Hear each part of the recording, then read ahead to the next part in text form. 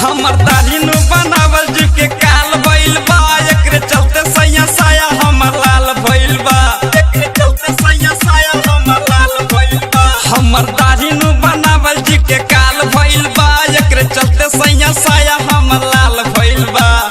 गरमी बये तना की मर जाइब राजा आवे ना हजम नहीं हर जाइब टेम्पू कचोरी नहीं हर जाइब राजा आवे ना हजम नहीं हर जाइब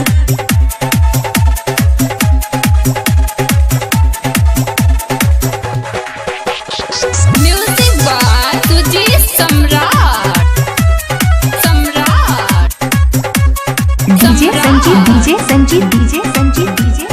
मुजफ्फरपुर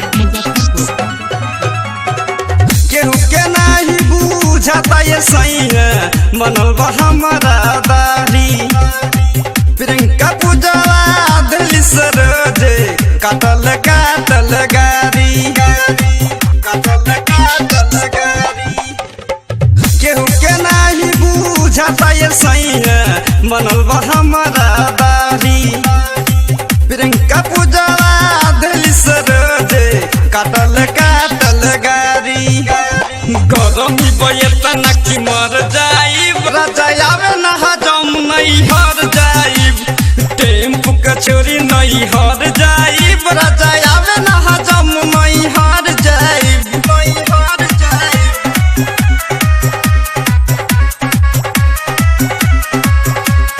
डीजे संजीत मुजफ्फरपुर दुबई छोड़ के आजा बेसरमी जल्दी से तू घरे रहेला जबले आके बनावे मुके सहारा डरे मुके सहारा डरे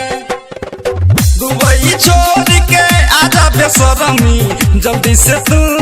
घरे रहेला जबले आके बनावे मुके सहारा डरे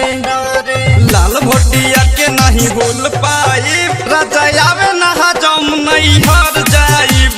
टेम्पू कचोरी नहीं हर जाइब राजा आवे ना हजम नहीं हर जाइब नहीं हर जाइब हमर दाढ़ी नु बनावल जी के काल भइल बा एकरे चलते सैया साया हमर लाल भइल बा